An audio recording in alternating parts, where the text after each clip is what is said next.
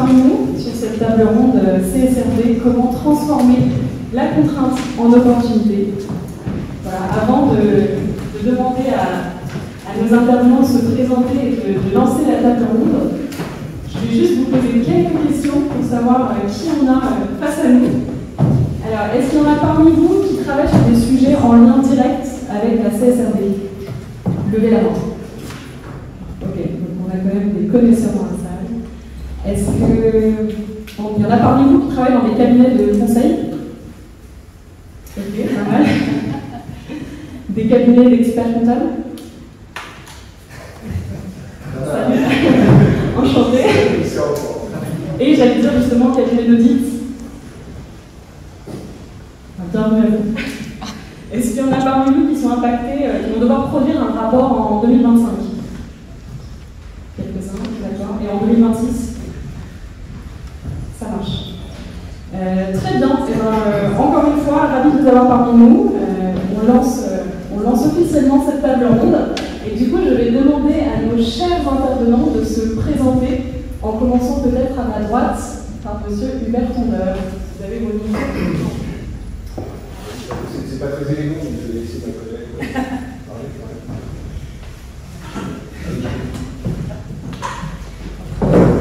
Bonjour. Merci de votre invitation. Je suis heureuse d'être là. Je suis responsable de l'offre ESG Advisory chez Euronext. Et nous conseillons les entreprises cotées ou pas cotées. Parfois, c'est des entreprises qui ne sont pas encore cotées. Qui s'est posé des questions sur, d'une côté, sur l'implémentation de la CSRD et plus largement la réglementation autour de sujet environnemental, social et environnement. Et on conseille aussi les entreprises sur l'optimisation de la communication auprès des parties prenantes, surtout investisseurs bien sûr, mais il y aura aussi des grosses entreprises à travers les choses de valeur. On est là, vous aider. Laurent. Tout à fait. Bon. Bonjour, alors merci de l'invitation Léa, je suis Laurent Malikian, je travaillais jusqu'à la semaine dernière au CDP, qui est une organisation qui est la principale plateforme de reporting environnemental au monde. Et maintenant je vais commencer une carrière d'expert sur les sujets de transition, comment écrire un plan de transition, comment changer son business model pour le faire évoluer vers le circulaire régénératif. Et moi j'ai commencé ma carrière sur le marché financier, donc j'ai fait une évolution des marchés financiers qui ne servent pas à grand chose, enfin une grosse partie du marché financier ne sert pas à grand chose, vers justement maintenant comment on va adapter le système économique et financier pour le mettre au service de l'objectif. Et je crois qu'on parlera tout à l'heure de l'objectif, puisque c'est pas du tout le cas. Et que si on reste Aziz, on ne fera pas l'objectif. Donc voilà, je passe la balle à Noémie. Merci beaucoup. Est-ce que vous pouviez m'entendre? Donc très heureuse et merci de m'avoir invitée à ce panel. Moi je suis Fatim Jabre, je travaille chez KPMG à la transformation ESG du métier de l'audit. KPMG, donc je vois que c'est pas mal de consultants ici et de gens qui travaillent sur la CSRD. Donc KPMG c'est un des leaders nationaux et mondiaux qui a un certain nombre de services en audit, en conseil, en recrutement, c'est le département, et aussi évidemment en fiscalité et en droit. Donc mon rôle depuis 6 mois c'est d'être un couteau suisse et consultante interne au sein du métier de l'audit, pour aider les auditeurs à faire face aux défis de la CSRD en interne, donc sur les aspects de développement commercial et aussi en termes organisationnels. Donc j'ai la chance d'avoir une position assez privilégiée dans un des acteurs clés de la chaîne dans l'écosystème, puisque les auditeurs sont en charge de vérifier le travail qui va être le fruit de la CSRD, donc le rapport de durabilité, et nous de les aider dans cette mission. Je suis professeur diplôme, titulaire de la chaire de comptabilité et de gouvernance.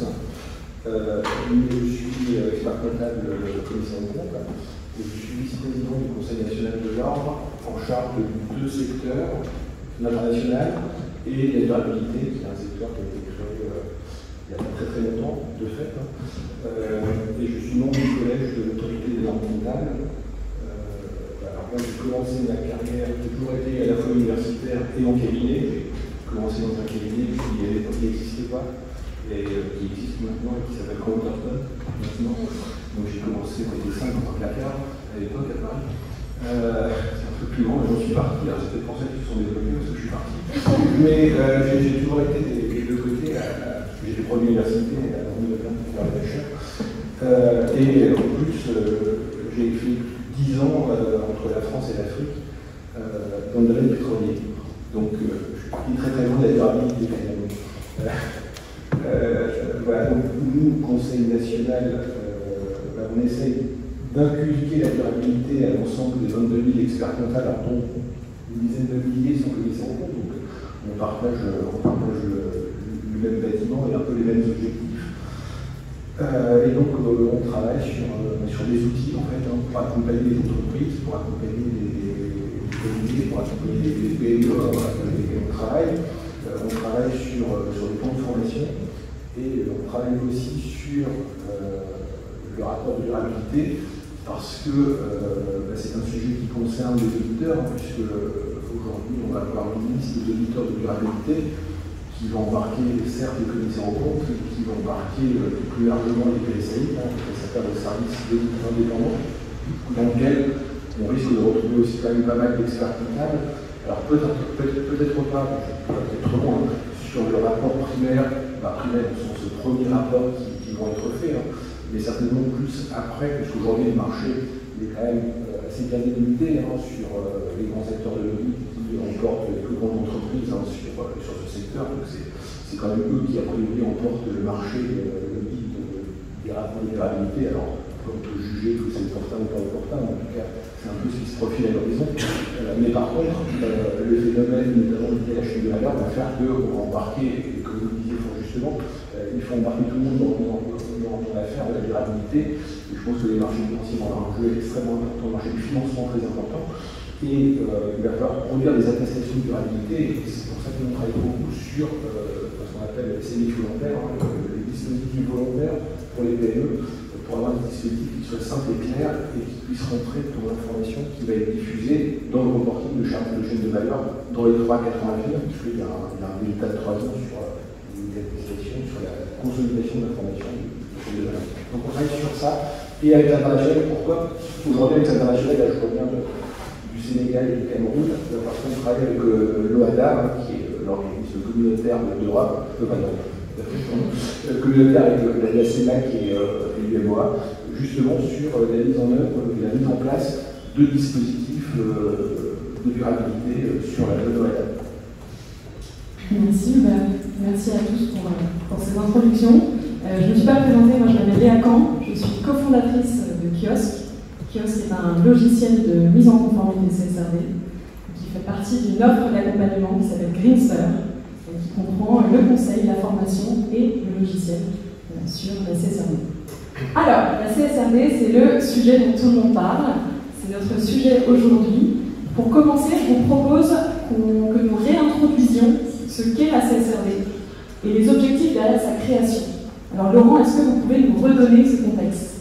Alors, plutôt le contexte. Donc je rappelle qu'en 2015, il y a eu la COP qui a été 21 qui a été signée à Paris, et l'objectif de la COP 21, je ne sais pas si tout le monde dans la salle est au courant, mais c'est de limiter au maximum à 2 degrés la température à la surface du globe entre 2100 et 1860, l'ère industrielle.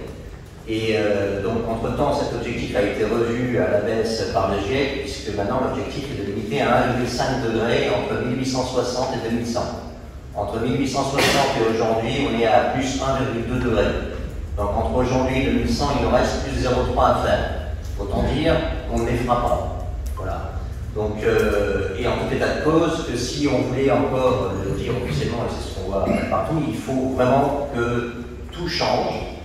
Et donc ça c'était l'objectif de l'accord de Paris, et comme l'Union Européenne est le continent dans lequel a été signé l'accord de Paris, l'Union Européenne a décidé en fait de mettre en place un Green Deal et un programme qui s'appelle Fit for 55%, beaucoup plus les émissions de 55%, et a construit tout un ensemble de directives. Et je dois dire qu'elles peuvent être indigestes de prime abord, mais elles sont toutes imbriquées les unes aux autres.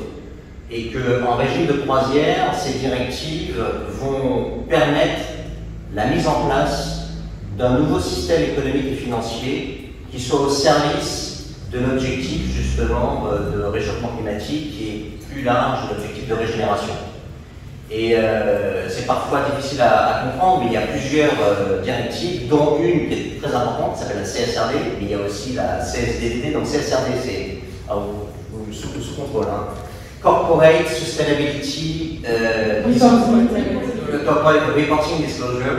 Oui, non, bon, d'accord. Et CSDDD, c'est Corporate Sustainability Due Diligence Disclosure. Il y a aussi la SFDR qui touche les investisseurs, il y a aussi la taxe carbone aux frontières, il y a plein de choses, et tout ceci basé sur le fond de taxonomie, et qui a été un peu le cadre qui a apporté les sous-parties. Il y a 5 sous-parties dans la CSRD qui touchent, donc il y a le côté social, mais sur la partie environnementale, je crois qu'on en parlera plus après, il y a 5 sous-parties, donc climat, pollution, eau et océan, économie circulaire et biodiversité. Et ça, c'est calqué sur la taxonomie. Et donc, ce puzzle est exceptionnel parce que si tout le monde copiait ce puzzle, on irait certainement beaucoup plus vite vers la target. Or, on voit bien que tout le monde ne copie pas ce puzzle et on voit bien qu'il y a des distorsions fortes, puisque par exemple aux États-Unis, la SEC, qui est l'équivalent de la NF, ne va même pas demander aux entreprises de rapporter le scope 3. Donc ce n'est pas un sujet, le scope 3. Et le scope 3 dans les émissions carbone d'une entreprise ou d'une institution financière, c'est entre 80 et 90, et si je prends les pétrolières et la finance, on est au-dessus de 95% des émissions des entreprises. Donc ça veut dire qu'on ne prend pas en compte l'essentiel des émissions. Donc c'est pas un sujet. Et à mon avis, ce puzzle va permettre véritablement à la RSE de s'exprimer pleinement en traitant d'une manière beaucoup plus fair les différentes parties prenantes. Parce qu'aujourd'hui, on ne peut raisonnablement pas dire qu'il y a de la RSE. Il y a beaucoup d'entreprises qui disent qu'elles font de la RSE, mais en fait, elles font beaucoup d'irresponsabilité sociétale des entreprises. Et il y a de nombreux exemples à donner là-dessus. La deuxième chose, c'est qu'on va en parler tout à l'heure, c'est l'émergence de nouveaux business models qui sont au service de l'objectif. Et puis la troisième chose, c'est la résilience des boîtes. Je pense qu'un des gros challenges maintenant de l'Europe, c'est que les boîtes européennes vont être beaucoup plus résilientes que les boîtes non européennes sur ces thématiques. Donc ça, c'est le cadre. Et puis maintenant, c'est très bien. Merci Laurent. Donc si je comprends bien, les accords de Paris, c'est l'objectif à atteindre.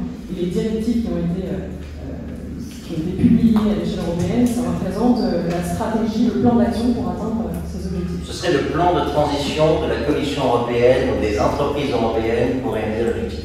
Au niveau macro. Très bien, merci beaucoup. Si on se concentre sur la CSRD, c'est un rapport annuel que les entreprises doivent produire, mais concrètement, qui va lire ce rapport? Malgosia, est-ce que vous pouvez nous en dire plus sur qui va lire ce rapport? Bien sûr, donc effectivement, le rapport, ça nous semble très complexe, pas forcément adapté à l'activité de l'entreprise. L'objectif de ces rapports, c'est, première chose, la transparence. Donc les entreprises, ils ont une liste de disclosure, donc liste des éléments à communiquer, et la méthodologie de ces éléments est la même pour tout le monde. Donc ça, c'était clé sur le marché pour permettre la comparabilité de la performance des entreprises. Donc à quoi ça sert? Ça sert aux entreprises clientes de ces entreprises, que eux, ils doivent travailler sur leur chaîne de valeur. Ils doivent comprendre les impacts de leur chaîne de valeur, et pour pouvoir faire ça, ils ont besoin de comparer les données et avoir les données qui sont identiques ou presque de toutes les entreprises avec qui ils travaillent. Un exemple, c'est effectivement l'empreinte carbone du scope 3. Et une grande entreprise qui doit calculer le scope 3, elle a besoin, le scope 1 ne veut pas de ses fournisseurs. Donc c'est à ça que ça sert. Une autre partie prenante pour qui c'est clé, c'est les investisseurs. Et ce n'est pas que les investisseurs publics, les investisseurs private equity. Ils ont aussi besoin de ces données. Pourquoi? Parce que d'une côté, il y a la directive SFDR qui a été déjà appliquée aux investisseurs depuis 2021. Donc les investisseurs, aujourd'hui, ils ont besoin tous les trimestres de publier des données agrégées sur la forme d'investissement. Et dedans, il y a des indicateurs qui doivent provenir des entreprises. Aujourd'hui, ces indicateurs ne sont pas disponibles, donc les investisseurs ils vont voir les fournisseurs de données qui estiment les données, et du coup, l'entreprise peut se trouver pénalisée parce que l'estimation n'est pas bonne. Un autre exemple, c'est la taxonomie européenne. Il y a très peu de PME qui calculent la taxonomie européenne parce qu'ils ne sont pas soumis à la taxonomie. Mais de l'autre côté, les investisseurs, ceux qui sont classifiés, qui se sont déclarés article 9, ils ont besoin de donner de la taxonomie. Donc les entreprises, celles qui sont pure énergie, c'est eux qui seraient choisis, approuvés par les fonds qui cherchent l'impact par l'activité. Et tant qu'il n'y a pas de données de taxonomie, pareil, ils ne sont pas forcément éligibles.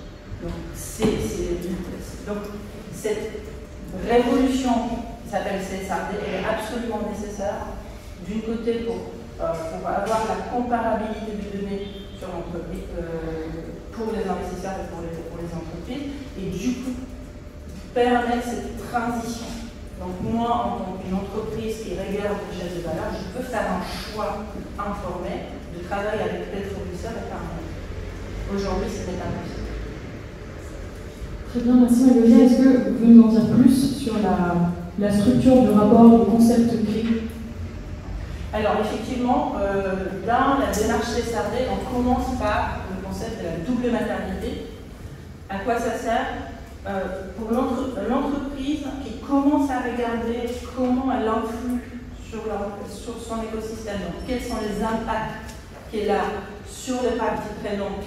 Ce sont des impacts environnementaux et sociétals, potentiellement gouvernance, partie de gouvernance aussi. Et elle essaie d'analyser les risques, mais aussi les opportunités. Donc, à quoi ça sert? Donc, pour une entreprise, une fois elle a compris quelles sont les attentes de cette partie prenante, donc de son écosystème dans lequel elle évolue, elle peut mieux gérer ses risques, par exemple, ou les opportunités, et mieux communiquer autour des sujets qui sont importants. Ce qu'elle peut faire aussi, c'est une fois qu'elle a compris les attentes de partie prenante sur quels sont les sujets qui devraient être prioritaires pour elle à cause des relations d'activité, donc par exemple pour les fournisseurs, pour les clients. Un exemple, une entreprise de biotech pour qui la pollution d'eau elle est absolument pas importante parce que ils font des essais cliniques. Mais pour une entreprise pharma pour qui la pollution d'eau elle est très importante en tant qu'indicateur qui est regardé par les investisseurs, cette information, il faut qu'elle remonte jusqu'à biotech. Parce que cette molécule qu'ils vont choisir, il faut la tester au plus tôt, potentiellement. Après, ça dépend combien il y aura de patients, éventuellement, donc ça dépend sur quelle maladie elle sera affectée. Mais c'est quelque chose, cette compréhension des attentes dans la chaîne de valeur, elle est clé pour l'entreprise pour gérer ses risques, pas que à court terme, mais aussi à long terme. Et le dernier élément, donc le dernier élément, c'est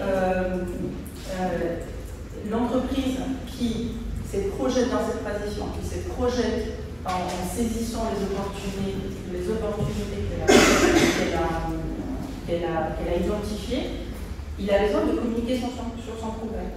Donc comment elle sait qu'elle a vraiment avancé sur ces sujets. Donc c'est là où on vient aux indicateurs, les indicateurs qui sont standardisés simplement, et c'est là où l'entreprise elle peut se comparer à ses pairs et voir est-ce que la stratégie qui a été mise en place, elle va dans le bon sens et ils sont bien sur la route. Est-ce qu'ils sont en retard? Est-ce que c'est parce que qu'il y a le marché, est-ce qu'il y a des obstacles sur la route, mais si elle concerne tout le monde, donc elle sait, c'est ça la vraie raison, on n'est pas en retard. Donc cette standardisation de suivi de risques, de suivi d'opportunités et de suivi des impacts, elle est clé pour l'entreprise elle-même, pour savoir où l'on est dans sa stratégie. Merci Marie-Claude. Nous comprenons que la CSRD impacte directement les entreprises, qu'elle touche également les investisseurs. Il y a une troisième catégorie de parties prenantes qui est impactée, ce sont les auditeurs. Fatim, est-ce que vous pouvez nous expliquer quels sont les impacts de la CSRD sur les métiers de l'audit? Le métier. Alors, expliquer, je vais surtout témoigner. Il a été mentionné tout à l'heure par Laurent qu'on a la chance d'avoir un puzzle énorme aujourd'hui en Europe. Et en effet, les auditeurs jouent un rôle clé dans ce puzzle pour garantir la qualité des informations et des publications. En fait, on vit vraiment une période qui est inédite pour le métier de l'audit. C'est fantastique, c'est une création de marché aujourd'hui, une création aussi en termes de méthodologie. Ce qu'on va faire avec la CSRD, c'est nouveau. L'audit, les commissaires aux comptes en particulier, jusqu'à présent, travaillaient sur les données financières. Aujourd'hui, le défi, c'est de devenir des auditeurs et financiers et de durabilité, donc de manipuler d'autres données que des euros. Et ça va du carbone, la tonne de carbone, en passant par des sujets de biodiversité ou du social. Donc pour le métier de l'audit, c'est fascinant, c'est un tout nouveau monde qui s'ouvre. Donc là, pour moi, on peut parler vraiment de transformation radicale en termes de champ d'action. J'ai rappelé là la définition du métier de l'audit, donc il y a le côté garant de la transparence et de la fiabilité des informations, ça c'est très important. Et je voudrais ici mentionner l'importance et la responsabilité de l'auditeur dans le fait de faire de la CSRD, parce qu'on l'a entendu, hein, c'est complexe, et c'est assez ardu comme texte. Et le but, c'est vraiment de se dire que l'auditeur va avoir un rôle sur le fait de rendre cet exercice non pas un simple exercice de conformité, qui sera déjà très simple à la base, mais bien un outil de transformation des business models et de tout l'écosystème. Parce que la CSRD, c'est pas, je l'ai dit tout à l'heure, Laurent, les acronymes, on peut jouer avec, hein, c'est pas que contraignant, stressant, rébarbatif, douloureux, c'est vraiment un outil de transformation de tout notre écosystème. Et c'est clé pour la survie de l'espèce, et ça, je pense qu'il faut qu'on s'en rappelle. Donc le mot-clé ici sur la CSRD, ça va être vraiment le pragmatisme. Et ça va être pour les auditeurs et pour chacun des membres de l'écosystème. Et le pragmatisme, là, je voudrais faire juste une petite mention. Là, je pense à la lettre de Larry Fink aux investisseurs. Je ne sais pas si vous êtes familier. Bon, Larry Fink, c'est le CEO d'une toute petite entreprise qui s'appelle BlackRock et qui gère 10 000 milliards d'actifs sous gestion. Pour remettre les choses en perspective, c'est plus de 3 fois le PIB de la France. Et donc, c'est un des hommes qui a mis, qui a beaucoup familiarisé le grand public avec la notion de ESG il y a déjà quelques temps. Et qui, en fait, là, dans sa dernière lettre, ne mentionne plus le mot ESG, mais vraiment insiste sur le terme pragmatisme. Donc, je crois qu'au côté des États-Unis, je laisserai Laurent réagir, ESG, c'était mal perçu par certains. Donc voilà, la Fink utilise le mot de pragmatisme. La réalité, c'est que quand on doit servir des clients et donc servir des intérêts, payer les retraites des gens, on a besoin que le monde tienne la route. Et donc, dans les faits, il ne parlera plus de ESG, mais quand même de pragmatisme, parce qu'il faut qu'on traite les sujets de ESG. Donc on peut être dans le grand capital et aussi voilà, s'intéresser à ce sujet et être conscient qu'il faut qu'on change le modèle. Je sens que ça bouge à ma droite. Bon, parenthèse close. Mais je vous invite à lire cette lettre, c'est passionnant et ça sort chaque année au mois de mars. Il y a aussi donc, il y a le pragmatisme et pédagogie. Il y a un cartoon, je crois que Laurent l'a fait. Ah ouais, on en a parlé hier. On en a parlé hier, merci pour le petit. On a fait un toast. C'est ça, donc il y a un cartoon que j'aime beaucoup et qu'on essaye de bien garder en tête chez KPMG tout le temps, parce qu'on peut très vite être noyé par cette masse d'informations et la complexité des textes et de la réalité opérationnelle. Et ce cartoon, bon, c'est dommage qu'il n'y a pas d'écran, mais je vous l'enverrai si vous voulez. Il y a une tour, on va être à la Défense avec 2 personnes dans un bureau, on voit bien qu'il y a un typhon et la montée des eaux jusqu'au 10e étage, et on a ces 2 personnes avec une bulle qui disent c'est génial, j'ai fini ma CSRD. Donc l'objectif, c'est vraiment le pragmatisme et la pédagogie tous ensemble dans l'écosystème. Donc la question c'était, quels impacts donc les impacts qui sont conséquents dans le quotidien des auditeurs. Et les auditeurs aujourd'hui, ils s'y préparent et ils ont largement entamé leur transformation, notamment avec des formations. On a un visa durabilité, il y a des investissements colossaux, 90 heures pour les auditeurs aujourd'hui. Obligatoire pour l'accréditation, plus toutes les formations pratico-pratiques. Parce que c'est une chose la formation, c'est se familiariser avec les normes, et c'en est une autre de faire des textes sur ce qui se passe sur le terrain, selon la maturité des entreprises. Voilà, donc juste un tout petit mot. Donc les équipes d'audit et les équipes du centre d'excellence chez KPMG sont dans les starting blocks pour faire face à tous ces défis et accompagner les clients.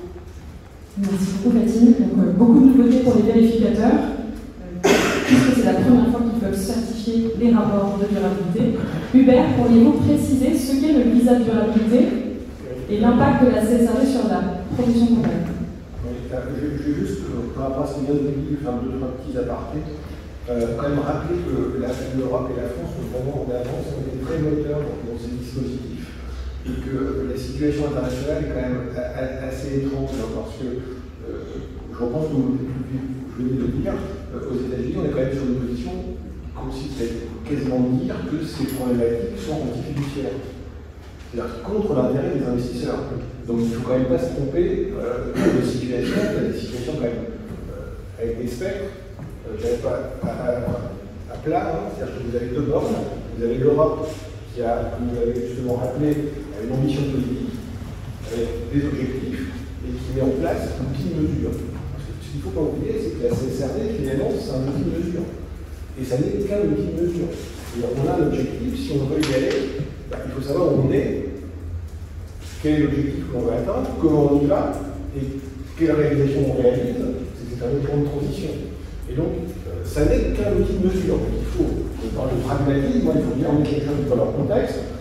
C'est un outil de mesure comme la comptabilité en fait. La comptabilité mesure des données financières, et là on va mesurer des données environnementales, sociales et de gouvernance. Le vrai sujet, c'est que on a 120 ans, 130 ans d'histoire de la comptabilité, de la construction des indicateurs financiers, sur lequel je peux vous dire pour participer à pas mal de choses sur le sujet depuis longtemps, on est en apparence assez d'accord, derrière les figures refeutrées de certaines qualités, c'est moins vrai, mais on a à peu près un accord de place pour dire qu'on peut comparer assez bien les choses, mais c'est pas tout à fait si simple que ça dans certains domaines. Et on voit bien quand, récemment, on constate qu'il y a des problèmes dans les comptes de certaines entités assez connues et assez importantes, c'est qu'on n'est pas tous d'accord sur tout. C'est des questions de jugement et d'appréciation. Et là, on est sur des dimensions qui sont des dimensions qui sont, contrairement à ce qu'on peut entendre, déjà mesurées par beaucoup d'entreprises. Je ne sais pas si quelqu'un travaille chez Veolia dans la salle, mais j'ai eu l'occasion de discuter avec eux. Le gap analysis entre ce qu'ils avaient comme information et l'information de la CSRD, c'est marginal. C'est-à-dire qu'ils avaient 95% des informations disponibles. Ils sont sur, alors de mémoire, parce que j'ai plus le chiffre exact en tête, on est plus malade pour le machine, c'est à peu près 500 indicateurs, mais c'est un peu moins de 500 indicateurs. Je rappelle que la CSRD, les DER, c'est 1177 points de données. Là, tout le monde s'est affolé, là, c'était une loi, tout le monde s'est excité autour de 1177 points de données. D'accord? Sauf que ce sont des normes agnostiques. Elles sont censées concerner tout le monde sur les dimensions, 5 dimensions environnementales, 4 dimensions sociales et une dimension de gouvernance. Enfin, si vous voulez considérer que vous touchez à peu près tous les secteurs, c'est certainement pas avec 5 points de données que vous allez y arriver. Hein. Donc vous avez tout ce qui est possible de mesurer, peut-être tout ce que l'esprit humain de gens qui sont dans nos professions, qui travaillent avec Frey, ont été capables d'imaginer à tort ou à raison, peu importe, mais enfin, en tout cas, tout le monde peut y trouver, c'est un peu panier manager, tout le monde peut y trouver ce dont il a besoin pour rendre compte. Avec un phénomène qui est quand même 1/3 de points de données quantitatives, 2/3 de points de données narratives ou semi-narratives. Bon, donc, on n'est pas dans le calcul. Alors, ce qui passe pose des problèmes, parce que la taxonomie générale avec l'information, le problème c'est qu'on vous dit, bah, la comparaison avec les affres, on va mettre ça dans une belle machine, sauf que la machine ne comprend ce qu'on lui dit de comprendre. Donc quand vous sortez du scope et que c'est pas tagué, ça va vous poser un tas de problèmes pour tous ceux qui veulent donner de l'information en dehors du scope. Donc ça c'est un sujet qu'on est en train de traiter. Je ne sais pas si on est en train de traiter, mais en tout cas qui est réel. Donc c'est quelque chose qu'il faut effectivement voir d'un côté extrêmement pragmatique, parce que quand même des grandes entreprises, enfin VOD c'est quand même un des meilleurs dans son domaine, c'est pas une entreprise, ils sont dans le traitement de l'eau, ils traitent des déchets, ils sont au niveau international, un peu partout dans le monde. Donc ils nous disent, bah oui, ok, très bien, mais soyons pragmatiques, regardons ce que nous avons. Et regardons ce qu'on nous demande. Et quand on fait cette analyse de double matérialité, bah, finalement dans ce qu'on avait, on retrouve à peu près tout ce qu'on nous demande. Le seul vrai sujet, c'est qu'on ne le diffusait pas en externe. C'est qu'on l'utilisait en interne pour des tas de raisons. Parce qu'on a des agréments normatifs pour exercer nos activités, parce que n'oublions pas que l'Europe et la France, en particulier, on est les champions du monde de la réglementation. Donc, dès que vous voulez faire une activité, il faut une autorisation de quelqu'un. Et donc, pour faire cette autorisation, il faut un agrément. Donc, il faut faire un calcul et rendre compte de pourquoi je le fais, comment je le fais, et patati patata. Donc, quand vous êtes dans ces secteurs très touchés, parce que quand vous regardez quand même la partie environnementale, en dehors de l'élément essentiel qui est ce que vous avez évoqué, les émissions de gaz à effet de serre, grosso modo quand même du bilan carbone, c'est quand même l'outil de mesure qui est à peu près maîtrisé, on va dire à peu près, pas tout à fait d'accord, à peu près maîtrisé, ça se discute, mais à peu près. Enfin, il y a des méthodologies qui permettent de le faire, donc tout le monde n'est pas concerné partout. Et certains ont bien à dire, ce qui nous gêne le plus finalement, c'est pas eux, c'est S. C'est S qui nous gêne beaucoup. Parce que S, on n'a pas d'outil de mesure pour compiler des informations homogènes à travers le monde sur la partie sociale. Et ça nous pose des problèmes. Quant à la partie gouvernance, c'est aussi pour ça que les Américains ne sont pas que sur la partie climat, ils sont aussi sur la partie gouvernance. Quand vous avez certaines activités dans certains pays, ça va être très très compliqué de reporter sur le G. Donc, il y a des vrais sujets, je dirais, qui vont être structurants pour les entreprises, mais qui sont déjà pilotés, qui sont déjà donnés. Alors, je ne vais pas non plus faire une balle dans le pied. Effectivement, on a connu les IFRS comme nouveau marché, il y a 25 ans. On connaît la durabilité. Moi, je pense qu'il faut quand même qu'on fasse très attention en tant que professionnel, parce qu'il y a des tas de sujets dans ce domaine-là qu'on ne maîtrise pas. Donc, on ne maîtrise pas. Et, je ne vais pas parler au nom de la compagnie, comme c'est mon activité principale, mais il y a dans le temps professionnel un truc qui est essentiel à mon avis, c'est de se faire assister par des experts. Et je pense qu'on va prendre énormément de risques en engageant nos responsabilités, en signant des rapports sur la durabilité qui vont être faits plus ou moins rapidement, parce que moi j'ai des clients qui sont des boîtes de 300-400 personnes qui avaient un peu d'indicateurs et qui, eux, rentrent engageants. Ils n'ont pas pour l'instant décidé d'investir des millions de ans à la faire. Et par contre, il va falloir faire le rapport.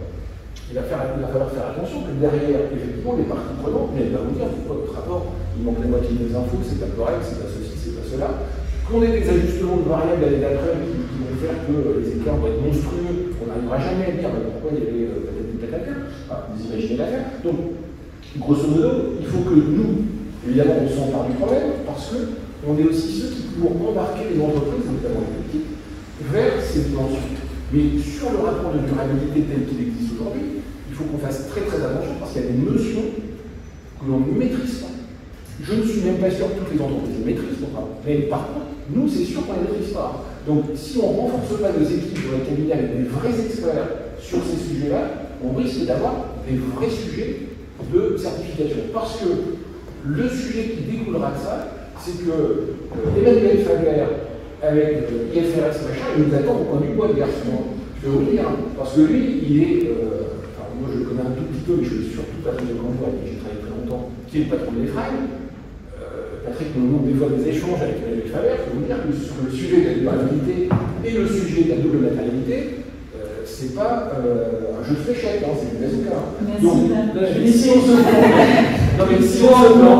se plante sur la certification et sur ces rapports, le système européen tel qu'il est conçu, qui est à mon avis le seul qui soit valable, parce que si vous n'avez pas de double matérialité, vous ne pouvez pas remplir vos objectifs. si vous êtes sur la matérialité financière, c'est mort, ça ne sert à rien en fait. Et si on se plante, le système européen de reporting explose et vous avez l'IFRS qui arrive et qui va vous simplifier le système à mort et on n'atteindra jamais les objectifs. Laurent? Oui, quelques petites réactions. Donc sur le match, je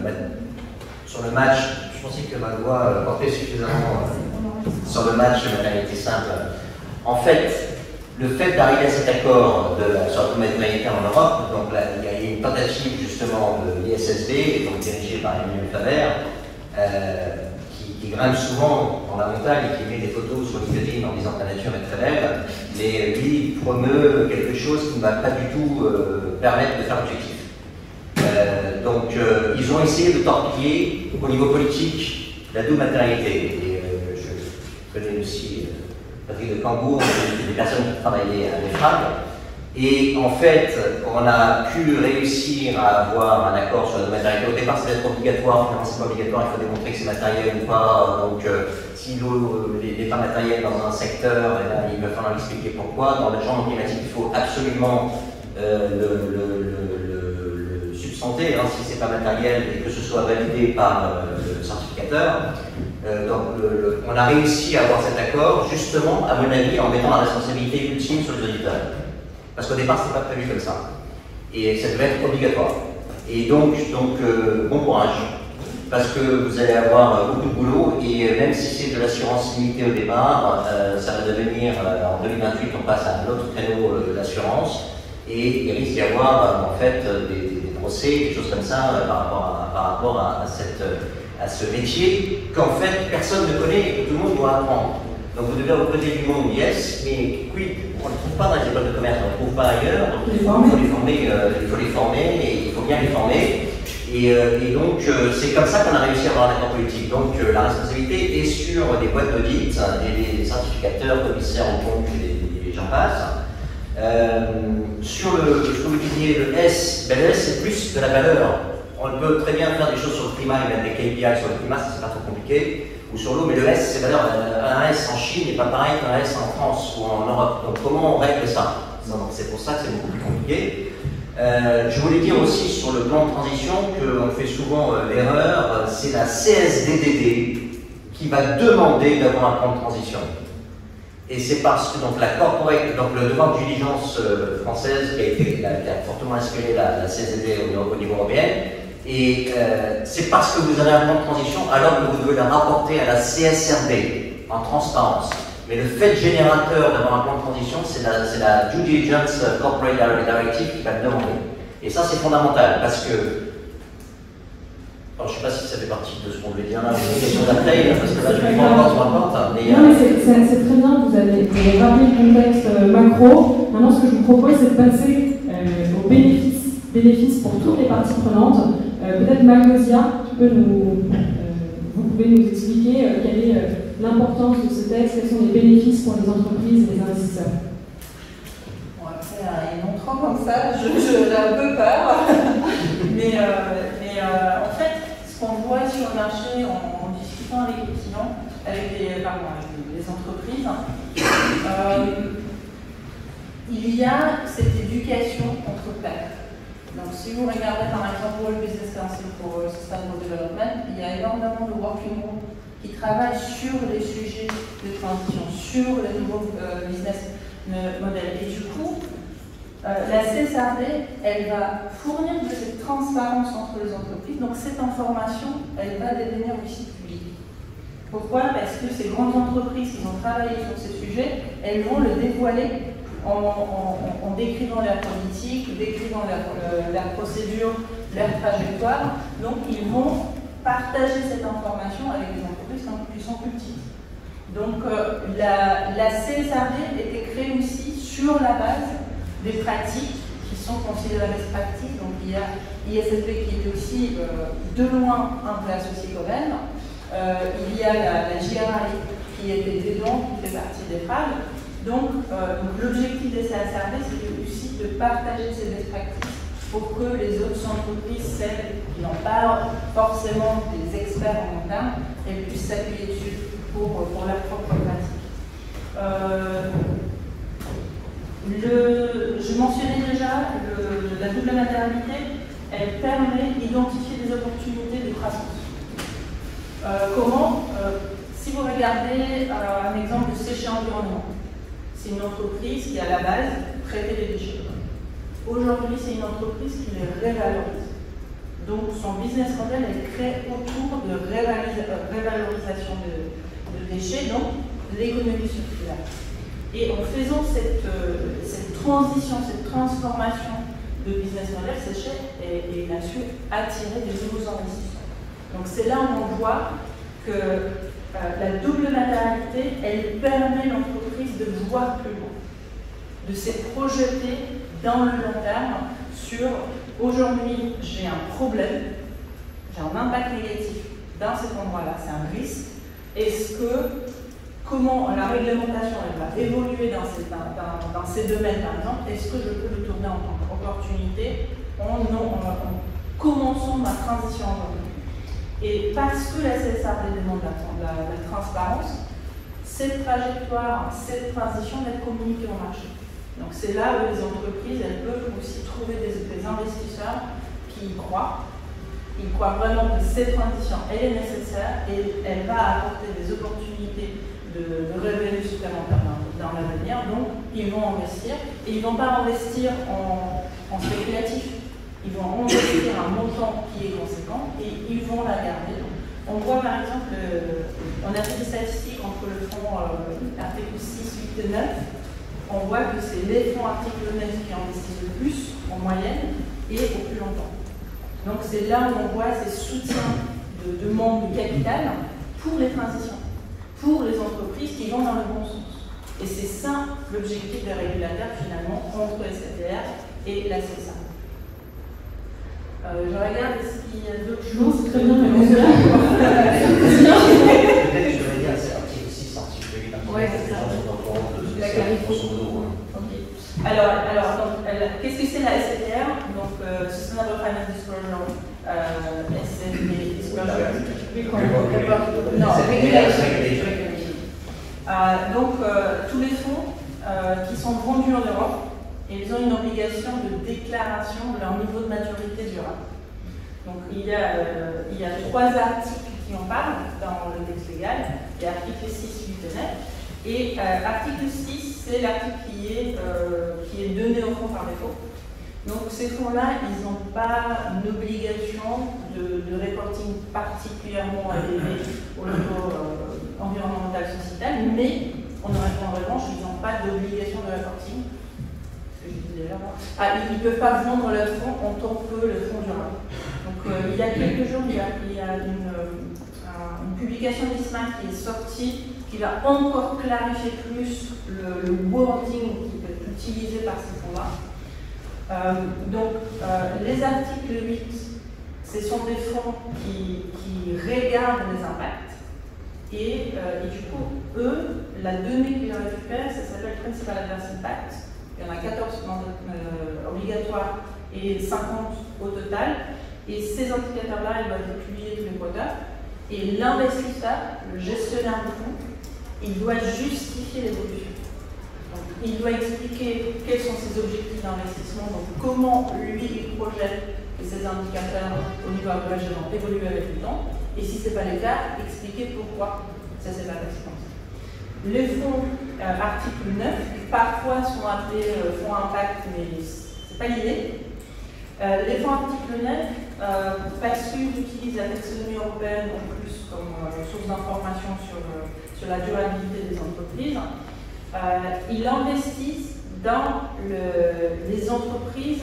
Donc aujourd'hui, ils sont alignés, éligibles ou alignés avec la taxonomie européenne, donc les activités ou les dépenses sont convexes CAPEX qui sont alignés. Ce ne sont pas les fonds impact, il y a des discussions au niveau de différents pays de créer un niveau minimum d'investissement aligné. Aujourd'hui, ce n'est pas possible parce que, à part les entreprises qui sont pure players dans l'environnement, les autres entreprises ne sont pas éligibles. Donc, aujourd'hui, ces fonds-là, ils n'ont pas encore un limite d'investissement minimum.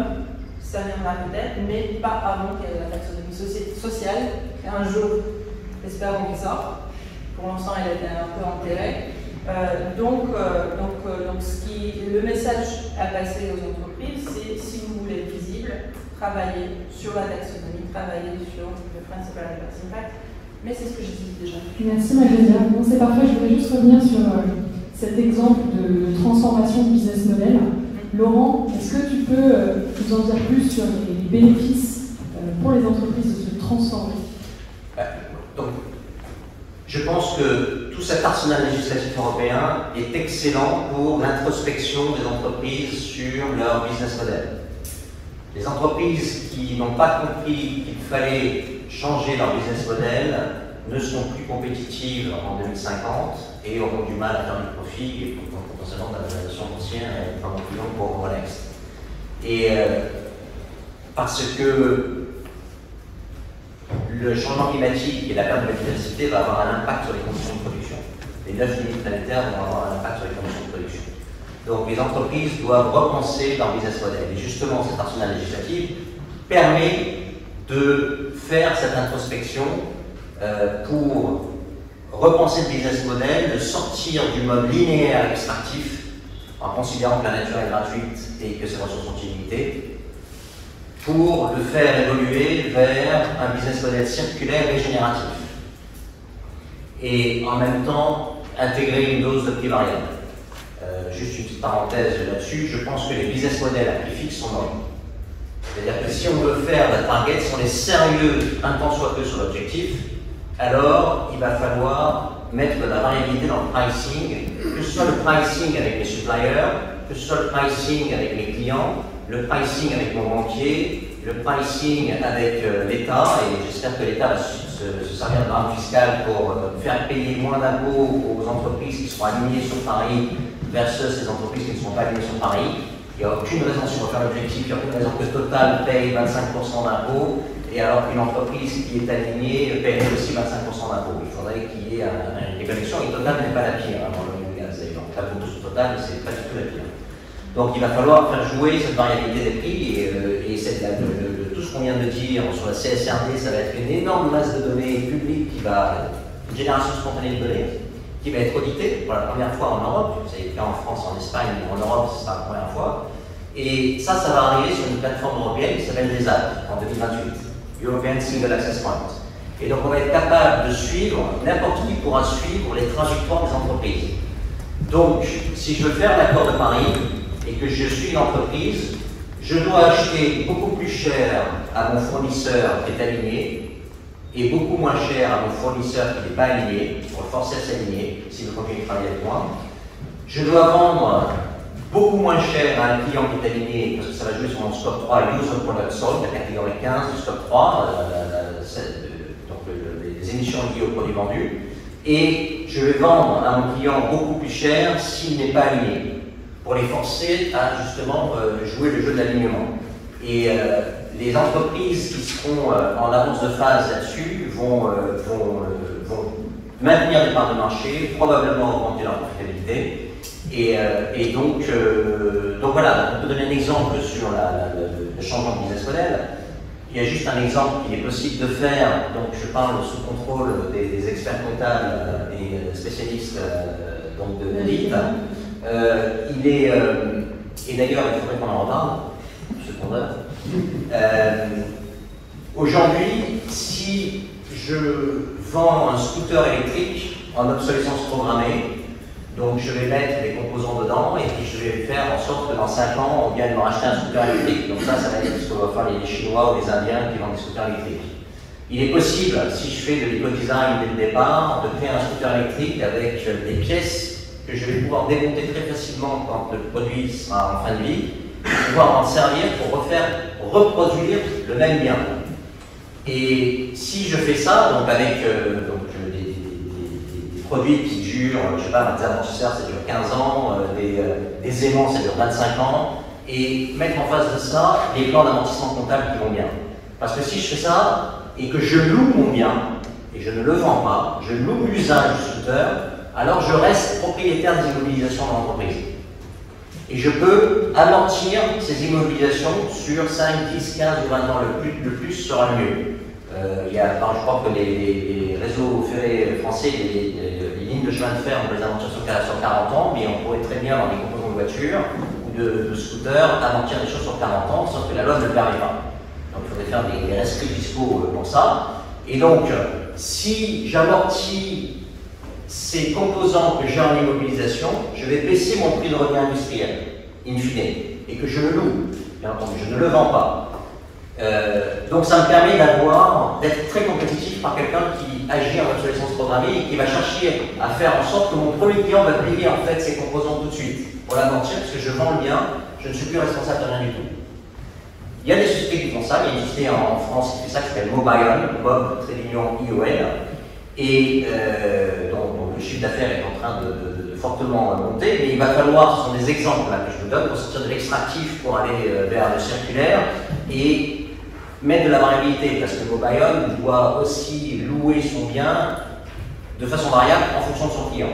En tout cas, c'est ce que je leur recommande. Et donc, il est possible de faire ça, il va falloir faire ça beaucoup plus, parce que si on ne fait pas ça, on ne fera pas l'objectif.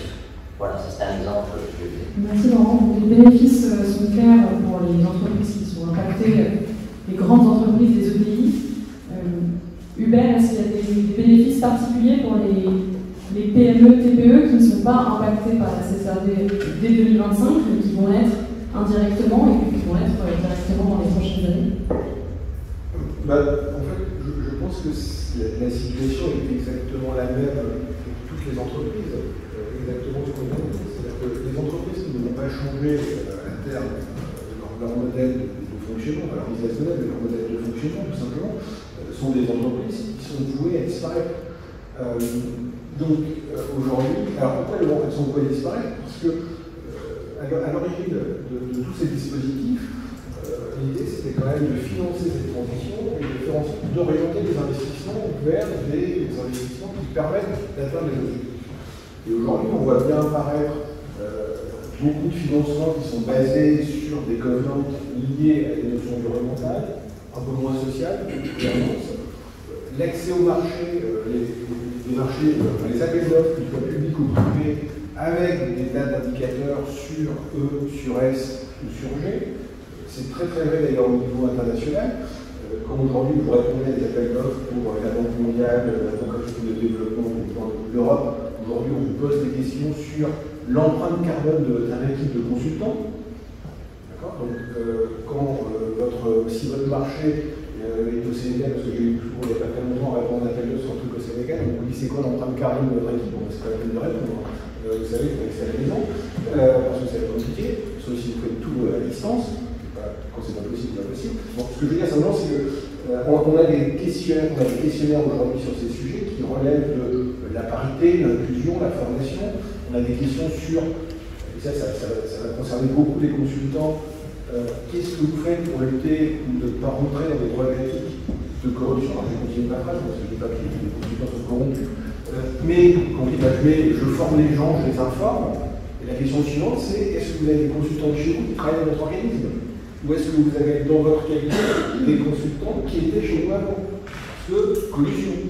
Donc ça là, c'est dans tout ce modèle transformatif concerne aujourd'hui toutes les entreprises, parce que on dit souvent le modèle va changer parce que les consommateurs vont changer.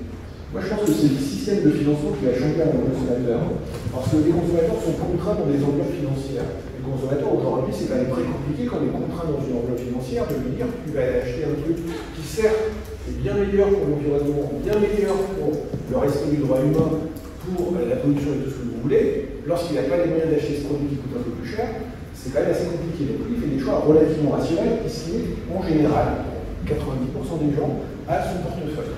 C'est tout à fait normal en fait. Par contre, l'effort doit porter sur ce que vous avez évoqué, c'est-à-dire sur les entreprises, et cet effort va porter au travers des dispositifs qui vont faire que beaucoup d'entreprises, dans la durée, ne pourront plus accéder au financement s'ils ne rentrent pas dans ces sujets. Et un des enjeux, par exemple de la CSRD volontaire, c'est d'harmoniser les dispositifs de diffusion d'informations pour qu'on rende ce travail de mesure le plus simple possible et le plus harmonieux possible et le plus harmonisé entre les deux. Je rappelle juste un autre truc. C'est que quand on regarde le budget de l'État français, le sujet sur lequel la France dépense le plus d'argent, l'État met le plus de fonds publics dans quelle activité? Dans le soutien à l'économie. Pas dans l'université, pas dans le médical, pas dans le budget principal de l'État français, la part de budget principal, c'est le soutien à l'économie. Donc ça veut dire le financement de l'économie. Donc ça veut dire, ce qu'évoquait monsieur, la fiscalité qui historiquement était coercitive, elle va devenir très clairement incitative, et incitative positivement, ça c'est une nécessité absolue. Mais on voit aussi un des vecteurs très importants du financement de l'économie sont les régions. Les régions qui financent par de la dette ou qui financent par de la subvention. Aujourd'hui, vous avez quelques régions françaises qui, à partir depuis le 1er juin 2024, ne financent plus aucune activité sans qu'il y ait un suivi d'indicateurs de pérennité. Donc on ne finance plus, on ne financera plus d'entreprises, même si vous êtes innovant, même si vous êtes ce que vous voulez, on ne financerait plus d'associations si vous ne respectez pas, si vous ne nous donnez pas clairement quelques indicateurs, comment vous allez les suivre, comment ils vont évoluer et comment vous mettez dans un train de positif sur ces notions. Donc ça c'est extrêmement important et il faut que tout, et ça je pense qu'avec les cerveaux et les experts, on a un rôle essentiel à avoir entre tous ces entrepreneurs pour leur dire que votre survie est très claire. Alors peut-être pas au niveau de votre génération, donc ça peut être très très vite, en tout cas pour la suite, c'est-à-dire la vente de votre entreprise, parce que chez l'entreprise, comme il se projette, c'est mon activité, puis après, les moments, il faut en sortir. Donc il faut la vendre. Donc soit votre activité va mourir parce qu'on va vous interdire de l'exercer, donc il faut se transformer, ce que vous évoquiez tout à l'heure, soit votre entreprise va créer de valeur, c'est ce qui a été évoqué, et donc vous ne pourrez pas la vendre, elle n'aura plus de valeur non plus. Et donc il faut transformer le système, et cette transformation, elle passe par, rappelez-vous en France, c'est à peu près 97 ou 98% du PME, dans les grandes entreprises, c'est certes une grosse création de richesse, mais en fait, on peut le maîtriser, c'est assez faible finalement. Alors, le nombre d'entreprises et en emploi par rapport au PME, c'est pas tout à fait le même ordre de grandeur. Et donc, c'est cette transformation générale de l'économie. Et si on veut avoir un tissu d'entreprises dans le futur, et on en parle quand même, j'ai l'impression que quand j'étais à la fin de Sciences Éco, j'entendais déjà la désindustrialisation de la France, ça passe par la disparition des DE en fait, ça passe par la disparition des acteurs de la chaîne de valeur dont on parlait tout à l'heure. On a des grands leaders industriels, encore, quelques-uns, mais derrière, c'est un peu Waterloo, les grands mondes. Donc, si on veut créer ça, il faut le créer dans une nouvelle dimension, il faut le créer avec tous les acteurs, et ça passe par la réorientation de la fiscalité, la réorientation du financement. Et les consultants, les experts comptables, les commissaires en compte, on a un rôle éducatif à avoir pour faire prendre conscience de cette situation à tous nos clients. C'est un marché, ça c'est clair, ça va être un marché, on peut faire comme ça. Maintenant, je vais juste revenir sur ça, la solvabilité de ce marché, ça c'est notre affaire.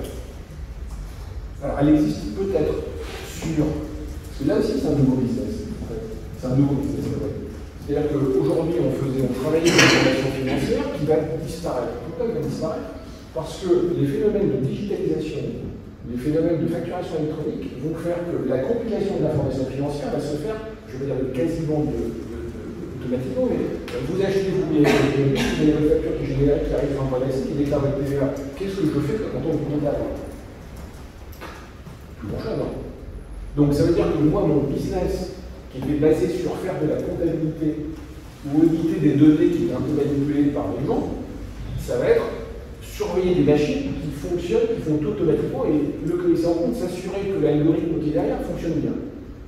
Donc ça veut dire que ce que l'on faisait en un temps donné, pas de 100 heures, va devenir un temps de 20 heures. Il est clair que vous n'êtes pas facturé 100, c'est pas possible. Donc ce qui va arriver derrière, quand on parle de business, c'est un nouveau marché qui se substitue à un marché qui disparaît. C'est exactement la même chose pour les entreprises. C'est si vous n'évoluez pas, vous disparaissez, ce que vous allez faire dans le futur va remplacer ce que vous faites aujourd'hui. On ne va pas créer de richesse en tant que tel. On va simplement assurer notre survie. Et dans la pratique, c'est pareil pour nous en fait. On va juste remplacer, moi j'en suis totalement convaincu, quand je vois certains qui ont des dollars dans les yeux, ça fait un peu de sourire. Certes, il y a un effet d'aubaine immédiat, mais sur le long terme, c'est simplement le remplacement de nos activités, et c'est exactement la même chose pour nos clients.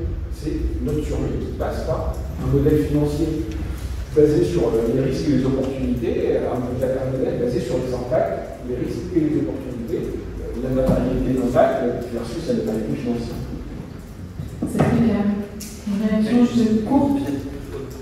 Je pourrais réagir là-dessus. Ah oui, micro. Vous disiez, on va pas pouvoir parce que faire passer les prix aux consommateurs parce qu'ils sont contraints, effectivement, le pouvoir d'achat moyen réel dans le monde diminue. Et donc ça veut dire que la transition, ça a un coût qui est estimé à 5% du PIB mondial. Le PIB mondial, c'est 105 trillions. Donc 5%, c'est 5 trillions par an à sortir. Voilà. On n'en parle pas. C'est pas un sujet. Ça doit être un sujet de campagne électorale européenne, tout ça. C'est plus du tout un sujet.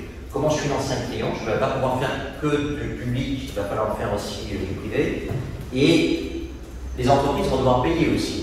On ne parle jamais de la baisse tendancielle qu'une des variables d'ajustement de la transition ou d'un monde régénéré sera la baisse en moyenne du return on equity des entreprises. Ça, on n'entend jamais, parce que si vous sortez ça, on va vous flinguer dans la rue. Mais c'est une constante, on se reparle en 2050, quand on donne ça en 2050, on refait le truc si on n'a pas envie, et on verra ce qui s'est passé entre maintenant et 2050. Mais moi, je parie qu'en moyenne, les return on equity vont baisser. Donc c'est pour ça que, parce qu'effectivement les gens ne peuvent pas acheter la taxe carbone, on ne peut plus emprunter, les gens ne peuvent plus emprunter pour acheter plus cher, parce que le système, c'est ça qui a fait que nous fonctionnons, on fonctionne sur un système de dette, il y a 3,2 fois plus de dettes dans le monde que de PIB, et plus ça va, plus on voit que les tensions des 9 lignes paritaires sont fortes, plus moins la création monétaire va être efficace pour produire une unité supplémentaire de PIB. Donc on ne peut pas dire je vends plus cher mon bien parce que je sais que mon client va pouvoir s'endetter pour l'acheter, ça va marcher de moins en moins. Et pourtant j'ai une transition à financer. Donc il va falloir que la loi, et au niveau fiscal, on va devoir interdire le rachat d'actions, des choses comme ça. Il va falloir qu'on vienne maintenant dans des trucs un peu autoritariens, je ne sais pas comment on dit ça, autoritaires, parce qu'il y a des trucs totalement aberrants qui se passent sur le marché. Deuxième point que je voulais dire par rapport au financement, de facto aujourd'hui vous parlez du financement qui va changer. De facto, dans la dette durable dans le monde, ce sont les chiffres Bloomberg, la partie de la dette durable qui croît le plus, c'est les Sustainability Linked Loans et Sustainability Linked Bonds. C'est-à-dire ce sont des emprunts obligataires ou des emprunts de type crédit, comme emprunt bancaire, dont le taux d'intérêt est lié à un KPI environnemental. Et si l'entreprise réalise son KPI dans le bon sens, alors elle va payer moins de taux d'intérêt à la banque. Si elle ne le réalise pas, alors elle va payer plus de taux d'intérêt à la banque. C'est un jeu à somme nulle. Si elle réalise, elle fait moins 0,2 ou moins 0,1. Si elle ne réalise pas, elle fait plus 0,2 ou plus 0,1. C'est symétrique. Et les banquiers font ça parce qu'ils se disent qu'en moyenne, il y en a un certain. Si toutes les entreprises faisaient les objectifs de durabilité, alors les banquiers gagneraient moins d'argent. Sauf que les banquiers parient sur le fait qu'il y a une entreprise qui va le faire et une entreprise qui va pas le faire. Donc c'est un jeu à somme nulle pour eux. Mais c'est la partie de la dette qui croît le plus. Donc ça se passe en ce moment. En France, ça s'appelle les crédits à impact. Et je sais qu'LCL, par exemple, en fait de plus en plus. Et c'est un outil fondamental pour accélérer la transition, la manière dont on finance les entreprises. J'ai l'impression que c'est un bon sujet à débat. On va garder. Des emprunts à impact. On va revenir sur ce qu'on disait tout à l'heure. Les États américains renoncent à Ah oui, bien sûr. C'est très intéressant et on garde ça, ce sujet pour tout à l'heure. Là, on enchaîne. Alors, Léa, je vais quand même. Parce que Laurence qui dit en gros que ça va coûter trop cher pour toutes les entreprises. En fait, oui, si on fait rien. Ah oui. Si les entreprises s'y mettent et font la transition, c'est là où certains produits vont être remplacés par les autres. Donc l'image un peu négative que j'ai entendue, il n'est pas si noir que ça. C'est une très bonne transition. C'est une très bonne transition. Parce qu'effectivement, il y a des opportunités à saisir, mais il faut les saisir. Alors Fatine, il y a beaucoup de bénéfices. Qu'est-ce qu'on en retient? Déjà, juste, il me reste du temps pour les questions. Là, je vais partager ma réponse. Non, pas le temps. Très bien. Juste en termes de bénéfices, vous l'avez entendu, la CSRD, c'est un exercice de transparence initialement. Et c'est un exercice de transparence sur la situation et les ambitions ESG des entreprises. Et c'est ça qui doit déclencher normalement tous les changements sociétaux qu'on vient d'évoquer. Donc en fait, derrière ça, l'enjeu, c'est quoi? Et le bénéfice, c'est un enjeu de préservation de la valeur et aussi de création de valeur. Et c'est ça qu'il faut qu'on essaye de bien garder en tête. Pourquoi? Parce que l'ESG, en fait, ça touche au cœur des décisions du business. quelle qu'elle soit, financière, ça a été évoqué, je vais parler de notre sujet en détail, dommage, mais aussi au cœur des décisions des clients, même s'ils ont un portefeuille réduit, on voit aujourd'hui qu'il y a une prise de conscience et bref, c'est un jeu sur le marketing aussi et pas que, donc il y a des achats engagés.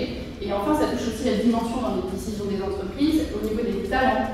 Parce que ça, c'est un enjeu pour les entreprises, de garder des gens, d'avoir des gens engagés et de faire de la rétention. Donc on est vraiment au cœur de la préservation de la valeur et de la création de la valeur. Autre bénéfice que je vois et qu'on n'entend pas si souvent parler finalement, je trouve, à mon sens, c'est les retombées positives en termes à la fois de désilotage. On parle beaucoup d'essayer de faire en sorte qu'en interne et puis dans les écosystèmes, les gens se parlent et soient plus efficaces. En fait, avec un sujet comme la CSRD, il y a un vrai... Alors, c'est pas toujours simple, hein, mais en fait, les fonctions doivent se parler et c'est vraiment un sujet qui irrigue l'ensemble de l'entreprise. Donc, les fonctions finances doivent parler à plein d'autres gens dans l'entreprise et donc on a des liens à faire sur les sujets du désilotage et aussi, de fait, sur l'optimisation des ressources, sur plein d'aspects, puisqu'on se repose des questions et il y a un vrai effet d'introspection de l'entreprise sur l'optimisation de ses ressources. Donc, j'ai encore deux secondes. Tu as une demande. Oui, je voulais dire un truc sur la CSRD qui me tient à cœur aussi, c'est que bon, c'est un texte qui est quand même extrêmement bien construit. Parce que si on le regarde, on peut le qualifier quelque part de formidable machine à cohérence. Pourquoi? Parce que la clé de voûte, c'est identifier ce qui est matériel. Donc c'est l'analyse de la matérialité qu'on a évoquée. Une fois qu'on a identifié ce qui est matériel, très concrètement, en fait, en face, ce qu'on veut, c'est avoir une politique. Si on a une politique, on met en place des moyens. Si on a des moyens, on va avoir des CAPEX, on veut des résultats. Si on veut des résultats, il faut qu'on puisse les mesurer, on met des KPI, donc des indicateurs de performance, et le tout doit se retraduire dans le rapport financier. Donc finalement, on a enfin aujourd'hui un corpus intégré pour traduire la réalité d'une entreprise dans un monde contraint. Donc on est en train bientôt de dépasser les limites planétaires. Je vais passer 6 sur 9. 6 sur 9. Donc ça reste quand même beau. Maintenant, je ne vais pas tomber dans l'angélisme, même si je suis très enthousiaste. Ça reste un texte qui est très lourd, qui est compliqué, sujet à moult interprétations. À gauche, à droite, on a entendu, il y a tellement de sujets complexes dans l'opérationnalisation de cette magnifique ambition.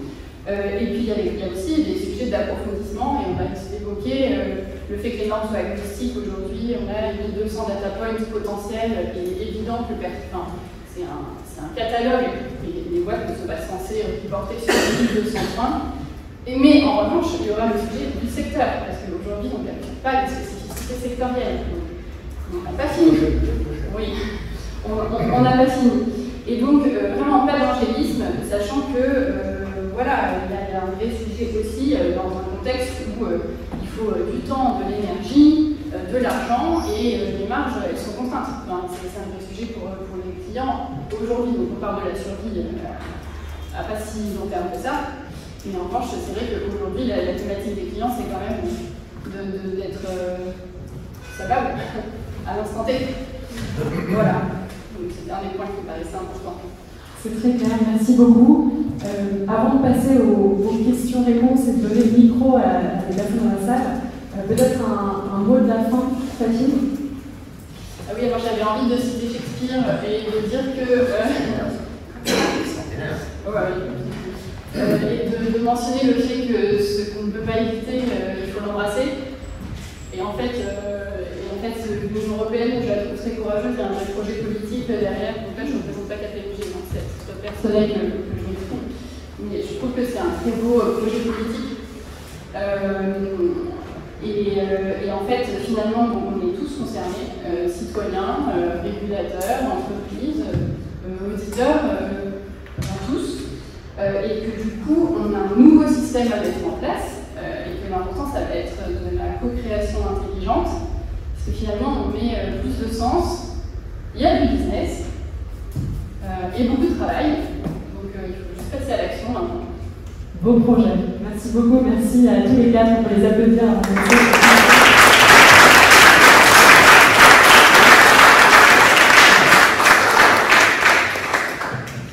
Alors, est-ce que on a des questions?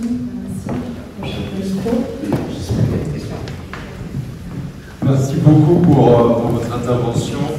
Je travaille du côté financier moi-même, je connais bien avec Laurent. J'ai une petite remarque. On comprend bien que ce domaine est une véritable opportunité pour vos métiers. Au niveau de la comptabilité, au niveau du conseil, de l'audit et des marchés. Maintenant, là où je suis un peu surpris, c'est qu'on a construit une belle structure qui, quelque part intellectuellement, est très intéressante. Il y a beaucoup d'avantages. Comment fait-on pour emmener tout le monde?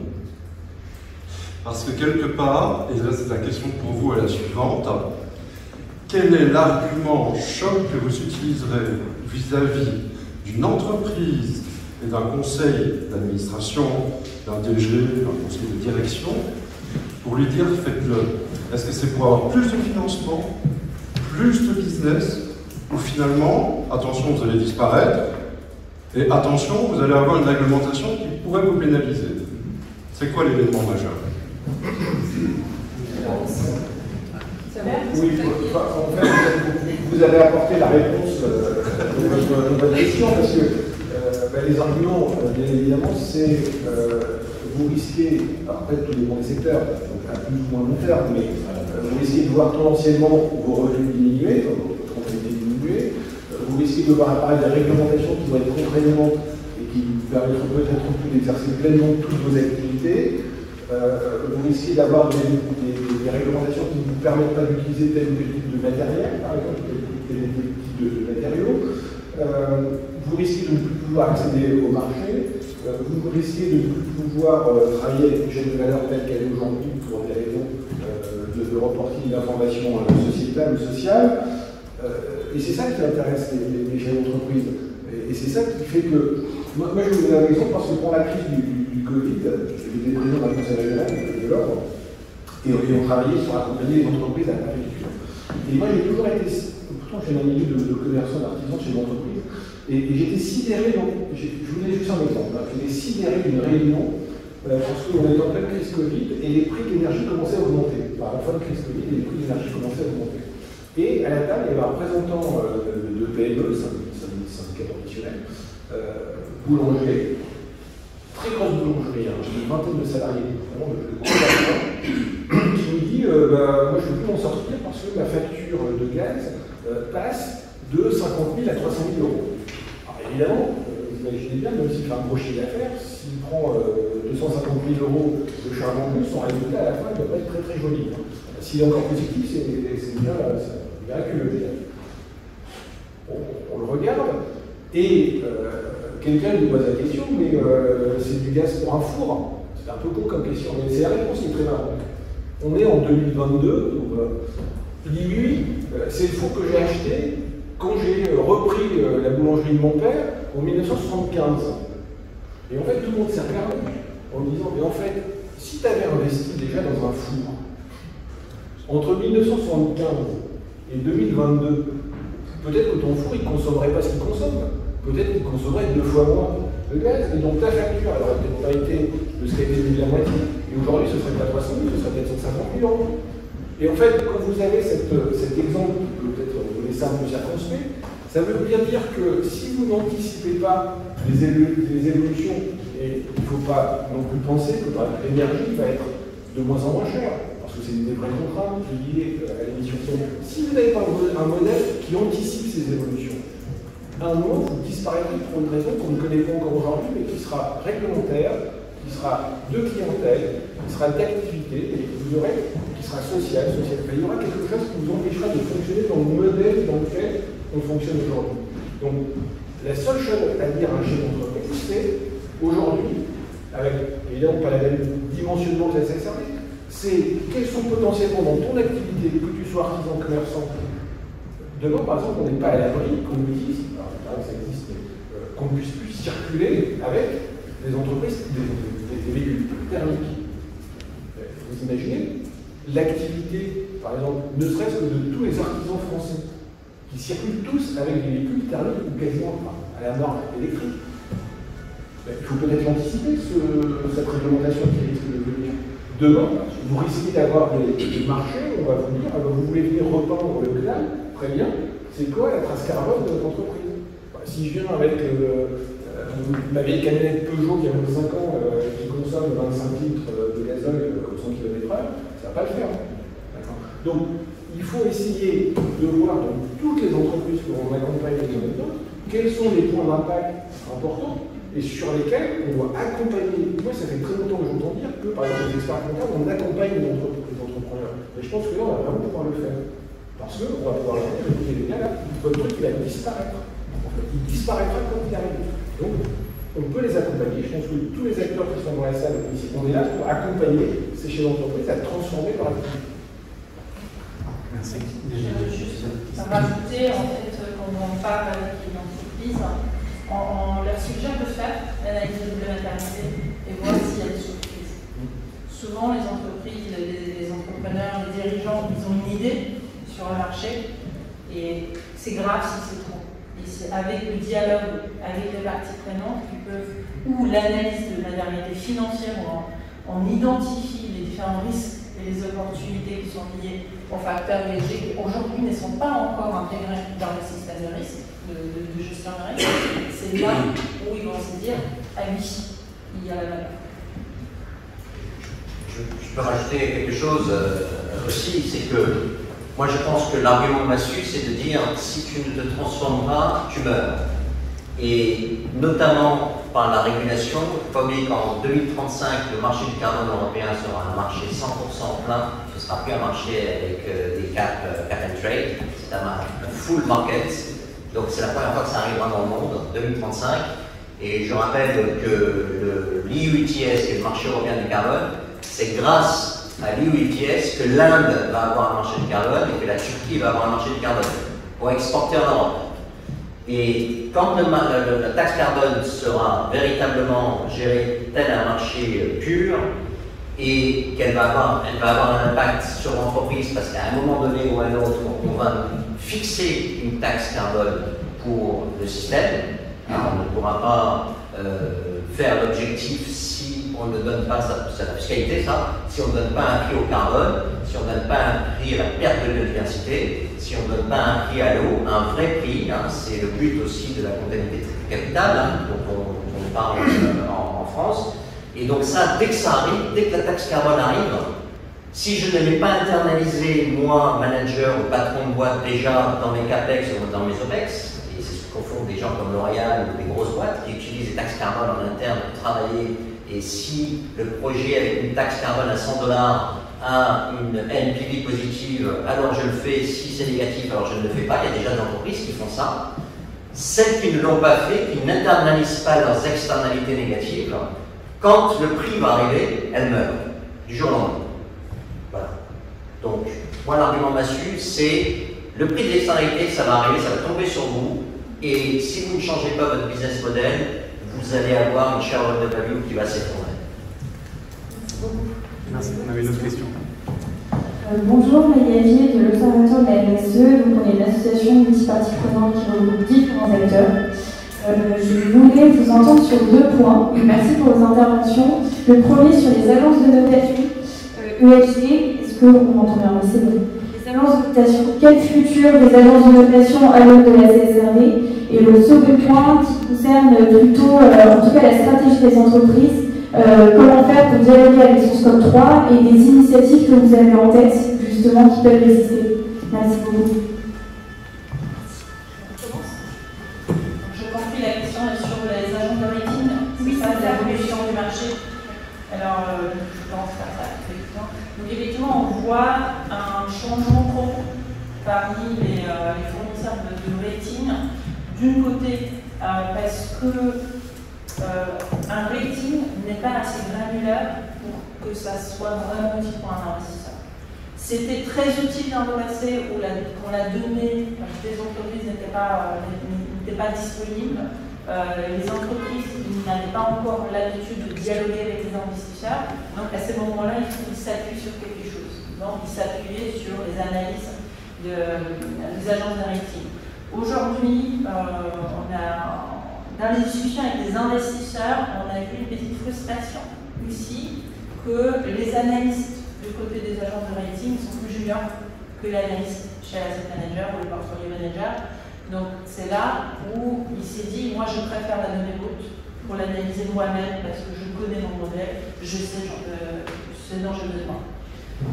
L'arrivée des CSRD va fournir au marché, du coup au portfolio manager et les analystes qui sont chez les asset managers, la donnée dont ils ont besoin. Les investisseurs aujourd'hui aussi ils envoient des questionnaires directement aux entreprises. Donc les agences de rating, elles vont rester là parce qu'il y a par exemple des obligations vertes que vous avez mentionnées, ils ont besoin d'avoir un rating externe, mais leur rôle, elle va s'approcher des agences de crédit.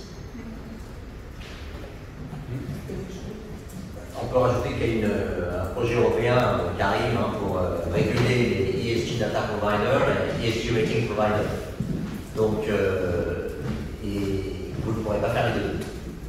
Donc, ou alors il faut fidéliser, donc il y aura plein de contraintes. Donc ça c'est bien, parce que c'est un peu la jungle, là, au niveau de, je sais, au CDP, on est le principal fournisseur de données environnementales au marché.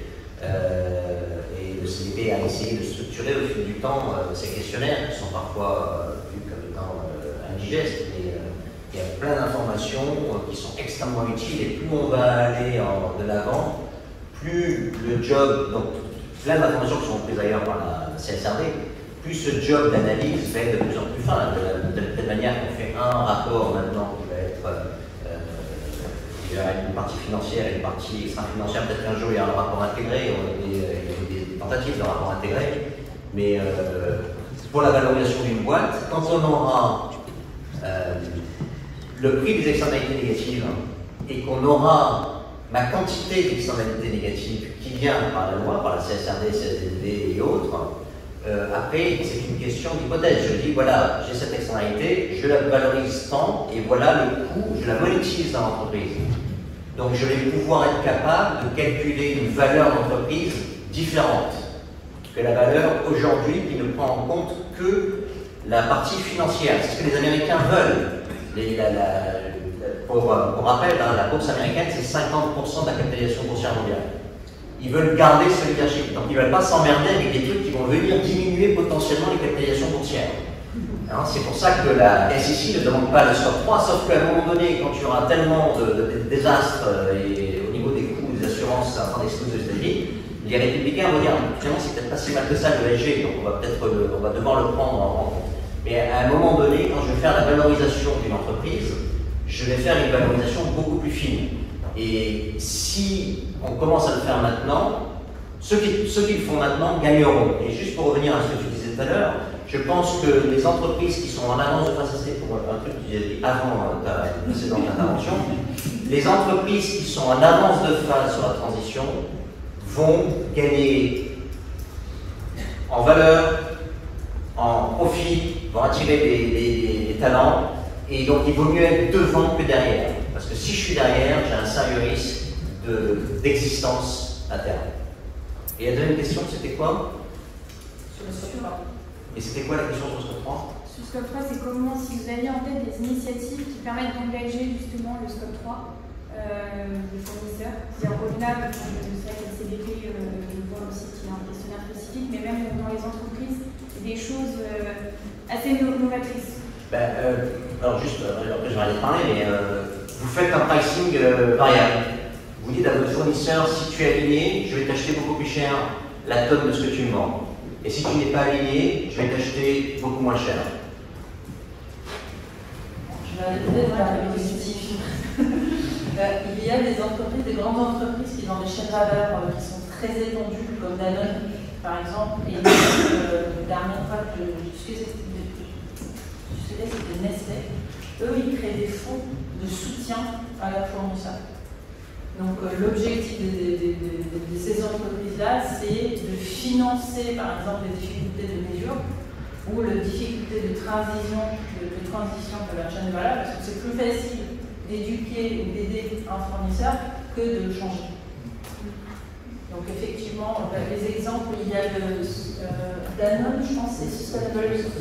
Voilà. Donc sur des grands groupes, ils ont des chaînes de valeur très longues et dans les pays émergents, c'est ceux-là surtout qui sont le plus avancés sur le sujet. Oui.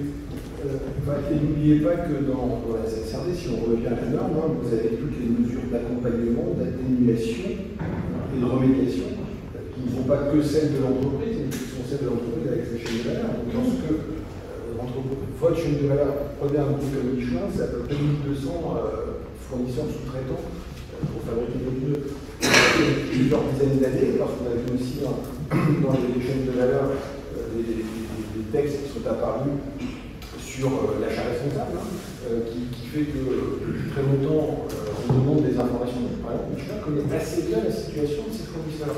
Par contre, aujourd'hui, il n'avait jamais utilisé ça comme un élément de sortie d'un fournisseur, pour voir qu'il satisfaisait à la qualité et au prix. Là aujourd'hui, pour avoir discuté un peu avec eux, ils ont clairement dit à leurs fournisseurs, s'ils ne rentraient pas dans nos objectifs, vous allez sortir. Vous allez sortir. Et eux, ils ont sacrément anticipé l'affaire parce que ça fait très longtemps, et ça fait très longtemps qu'ils les accompagnent aussi sur des investissements, de la restructuration pour rentrer sur des objectifs, des plans de transition cohérents avec ce que chacun entreprise. Merci beaucoup. On va prendre une dernière question. Oui, merci beaucoup. Alors, pour rester sur le sujet de l'avance de phase, on parle beaucoup de données, de data, puisque c'est effectivement le cœur du reporting, en tout cas le cœur de la directive CSRD, dans tous les sujets ESG. Et ma question peut paraître contradictoire à premier point de vue, mais comme on le sait, les opportunités se cachent dans les détails. Dans quelle mesure aujourd'hui les outils modernes tout simplement management de la data, premier point de vue, l'IA, puisque sur plein d'aspects, ce n'est pas juste le résultat de data, c'est aussi du management de la data, peut permettre aujourd'hui de rendre plus accessible et plus scalable finalement ce reporting et cette gestion d'une donnée de plus en plus grande, qu'elle soit effectivement données financières ou données verbales. Et donc j'aimerais bien en savoir un peu plus sur quelles sont ces opportunités possibles. Juste sur le sujet, c'est pour reprendre un peu l'exemple de Veolia, qu'un exemple, mais quand on vous explique qu'on a déjà une volumétrie d'informations disponibles, qu'on a déjà fait des tas de rapports sur les tas de sujets, et qu'on suit ces datas depuis très longtemps, bien évidemment, des outils comme l'IA sont des outils qui vous permettent d'architecturer, de modéliser en fonction d'un objectif une base de données que vous savez déjà. Ensuite, n'oubliez pas ce qui a été évoqué, c'est que cette donnée, on espère dans les 6 ans, sera disponible plus que taguée, et donc naturellement, des outils vont pouvoir s'emparer de cette donnée publique pour justement faire des comparaisons et qu'on puisse hiérarchiser la situation des entreprises. Donc c'est à la fois un magnifique outil pour faire plein de choses, mais à partir du moment où vous avez quand même déjà la donnée. C'est-à-dire qu'il faut d'abord construire ces bases de données pour ensuite, après, les mettre en cohérence, les architecturer, et ensuite les mettre dans un dispositif qui est déjà prévu, qui va permettre de faire du picking de données et de la comparaison entre... Et justement, les outils aujourd'hui servent aussi à aller chercher la donnée. C'est ça qui est nouveau dans les choses qu'on a pu créer récemment, c'est que ces outils aident à venir récupérer la donnée. Ils aident à aller, on peut quand même préciser qu'ils aident à aller chercher de la donnée dans des bases de données existantes. C'est-à-dire que, il ne faut pas qu'on laisse penser que la machine crée la donnée. Et on peut parler d'ailleurs. Un mot là-dessus. Alors je rebondis là-dessus. Effectivement, il y a un immense enjeu de collecte de données. Je pense que Veolia, c'est peut-être un cas unique. En tout cas, ce n'est pas forcément le cas généralisé. Il y a beaucoup d'entreprises aujourd'hui qui ont des besoins sur la collecte et l'analyse de données. Et effectivement, la technologie et l'IA sont des immenses opportunités de faire gagner du temps aux entreprises. Parce que la production de rapports en tant que telle, la mesure d'impact, ce n'est pas la solution en soi. C'est le moyen d'atteindre l'objectif, encore une fois, et on a besoin de dédier tout notre temps de cerveau disponible à l'analyse de ces données, à la définition de plans d'action, au suivi de ces actions, et pas uniquement la production de rapports. Donc, bien sûr, ça fait partie de notre proposition aujourd'hui. On accompagne les entreprises dans les faits, on leur fait gagner du temps sur la collecte de données, la production de rapports, le timing de rapport, l'audit du rapport, pour que les équipes puissent se focaliser sur ce qui compte vraiment, c'est l'amélioration de leur impact. Fatima, tu voulais peut-être compléter? Alors moi j'ai plusieurs remarques qui viennent en tête avec cette question. Alors déjà, en effet, le sujet c'est collecter la donnée et avoir des données fiables. On est dedans et c'est super qu'il y ait beaucoup d'entreprises qui se lancent dans l'exercice de l'IA pour être capable derrière d'aider à traiter cette énorme masse d'informations dont l'objectif déjà c'est de collecter, on est d'accord. Ça c'est le premier point. Le deuxième sur l'IA, c'est un peu comme la musique, c'est pas parce qu'on sait lire la musique qu'on est musicien. Et de la même manière, c'est pas parce qu'on a la donnée qu'on sait l'interpréter. Donc là, très bien, informatique, en effet, il faut du temps de cerveau. Et tant mieux s'il y a des outils qui se développent pour nous aider à mieux analyser. Et alors après, sur ce sujet-là, il y a aussi le fait d'essuyer les pattes, parce que tout est nouveau, on vit dans un monde totalement d'incertitude. Et je me mets à la place de clients et je l'ai entendu. C'est compliqué de se dire, ok, je suis une entreprise, je suis dans un univers par définition contraint avec des marques contraintes. Est-ce que j'investis maintenant? Est-ce que j'attends un peu ou pas? Et dans ces cas-là, ça dépend en fait. C'est soit on veut la prime au premier qui bouge, et parce qu'on a la marge de manœuvre, soit il y a aussi l'option qui est en attendant. Désolée pour les startups, hein, je sais que c'est difficile, mais en attendant aussi, il y a des choix de solutions qui peuvent être tactiques, c'est-à-dire de capitaliser toujours avec pragmatisme sur l'existant ou des modules supplémentaires dans des systèmes d'information qui existent. Et pour ça, c'est tactique, c'est déjà au moins collecter la data de manière plus efficace. Parce que le pire serait, et je l'ai entendu parfois, de travailler sur de la donnée via Excel, par exemple, en se disant oui, mais comme je ne comprends pas trop, je veux quand même avoir la main et puis pouvoir comprendre ce qui rentre dans la machine. Mais bon, voilà, on adore Excel, je pense, acceptable. Mais voilà, il y a l'option tactique où, allons-y, poussons un peu la machine un peu plus loin pour ceux qui ont les moyens d'investir.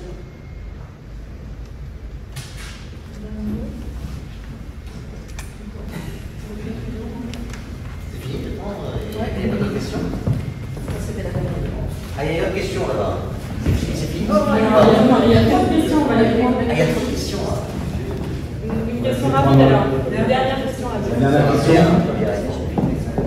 Oui, bonjour, merci. Je travaille sur la fidélité. Donc nous sommes leader mondial de fabrication de pommes à chaleur. Je m'occupe de ce qui est la partie alimentaire et affaires publiques. Vous avez tout à l'heure évoqué la question du Fit for 55 et la trajectoire qui est définie par l'Union européenne. On a l'impression qu'aujourd'hui, le reste du monde ne suit pas la vitesse avec laquelle l'Europe voudrait aller atteindre des objectifs, même si l'accord de Paris est global. Et ma question, c'est comment faire quand on a une multinationale qui est à la fois présente sur l'espace européen, mais aussi international, sur le marché américain, et qui, aujourd'hui, en fait, voit de plus en plus de contraintes se poser sur le marché européen, des contraintes réglementaires, et qui n'est pas le cas dans les autres zones du monde. Pourquoi je dis ça? Parce qu'on a vu qu'il y a le CBAM, le mécanisme d'ajustement carbone aux frontières, qui permet donc d'éviter ce gap entre les zones où il y a la réglementation forte et les zones qui n'en ont pas. Mais on voit quand même qu'il y a des failles parce qu'on arrive toujours à jongler entre soit sur les matériaux finis, qui peut-être pas rentrer dans le périmètre, soit aussi sur les gaps alimentaires. Comment faire pour qu'une entreprise qui est à la fois présente au niveau européen mais aussi au niveau international, comment faire pour les pousser aussi à adopter les mêmes niveaux que ce que nous avons au niveau européen et non de faire la reste? Merci. C'est pas une réponse très opérationnelle, mais je pense que la réponse elle est peut-être aussi dans les textes qui existent et dans le caractère d'extraterritorialité de la CSRD qui va se mettre en place à partir de 2028, si je ne dis pas de bêtises, temporelle, et ça ne change pas, qui va faire que les entreprises non européennes qui ont des établissements en Europe qui font plus de 150 millions d'euros de chiffre d'affaires vont devoir reporter, pas vraiment dans un temps. On n'est pas dans le format, pas vraiment sur le rapport de gravité tel qu'il existe pour une entreprise établie et qui dépasserait les seuils, mais sur un rapport un peu plus réduit, mais au niveau mondial. C'est-à-dire qu'en fait, son obligation va se déporter non pas sur son simple périmètre européen, mais va se déporter sur son périmètre mondial. Donc ça veut dire que les entreprises internationales qui interviennent en Europe vont être contraintes par ce phénomène territorialité, de communiquer aussi sur ces informations. Après, le sujet que vous évoquez, c'est qu'on est avec certains pays quasiment dans des barrières, je dirais, presque douanières ici. C'est-à-dire qu'on vous contraint à travailler dans des conditions qui ne sont pas tout à fait les mêmes.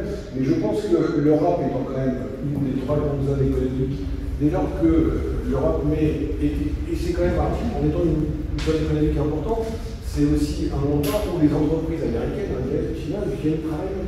Et donc, à partir du moment où on va mettre en place des réglementations européennes qui vont s'appliquer sur le territoire européen et qui vont s'appliquer par capillarité sur leurs entités, vous avez un phénomène d'extension qui va faire qu'aujourd'hui, on est dans cette situation extrêmement hétérogène, et je pense que dans la durée, on va homogénéiser l'ensemble des dispositifs.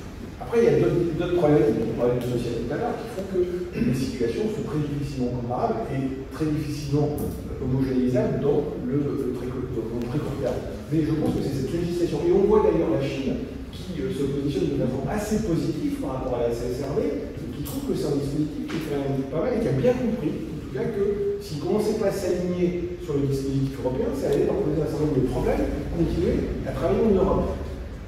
Alors, ils font peut-être un peu de lobbying, mais je pense qu'ils font surtout un énorme effort de compréhension du dispositif pour pouvoir s'aligner sur le dispositif et continuer à rester dans les chaînes de valeur.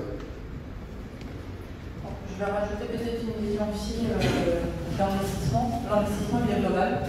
Les asset managers qui sont partout. Et on voit effectivement, les États-Unis, c'est une exception. Il y avait un gros frein à cause de la politique qui était apportée sur le marché, mais on voit que l'Australie estimait, il y a ICP qui développe aussi beaucoup de framework en local, et il y a l'ISSB qui est quand même très intégré avec l'IFRS qui travaille dessus aussi, donc on voit quand même que les règles de reporting extra-financier se diffusent. Aux États-Unis, on verra les prochaines élections où on ira. On va peut-être oublier les énergies fossiles et là-bas le vrai problème social qui est derrière. Sinon, les États-Unis, ils sont effectivement des référentiels, de plus en plus de référentiels hors Europe. Le travail que fait les FRAG en ce moment, c'est d'assurer l'interopérabilité avec ces référentiels et de cohésion finalement qui puisse s'aligner aux référentiels de la technologie. Et on parle de ces grands référentiels internationaux. Si on prend l'exemple par exemple de l'Afrique, avec le Cisco ADA, vous avez la note 35 du Cisco ADA qui fixe 24 ou 25 points de RSE sur, ça s'appelle comme ça, sur l'environnement, le social et la gouvernance. Et vous avez 24 ou 25 data points qui sont déjà définis de ce texte et qui existent depuis 7-8 ans quand même. Donc il y a déjà des dispositifs. En fait, si vous allez sur Internet et vous cherchez quelques grandes entreprises américaines, vous allez voir que le document est tout à fait bien rempli. Et si vous comparez ce document à ce que demandent les FRAG pour les SMIs, vous êtes tout à fait conforme. Vous êtes tout à fait conforme, il n'y a pas de différence. En fait. Il y a zéro différence.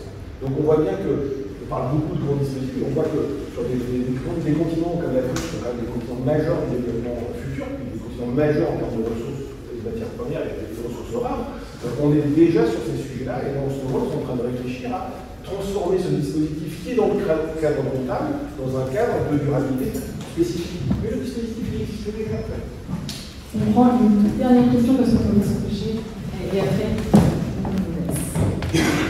Merci beaucoup, merci, c'était très intéressant. Dans une société de la visibilité, on publie l'organisation sur le site internet de l'organisation de soins, c'est le rapport de CSRD, ça sera le rapport de CSRD, mais il sera le rapport de la CSRD de durabilité, il est dans le rapport de gestion. En fait, ce rapport, c'est une partie du rapport de gestion.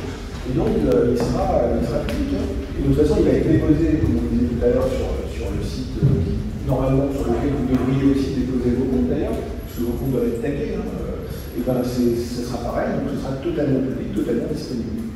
Okay. En fait, la CSRD impose la traduction dans la langue locale. et la publication sur le site web de l'entreprise. Donc ça fait partie de la CSR. Merci à toutes, merci à tous, merci à nos intervenants. On les applaudit très fort. Merci.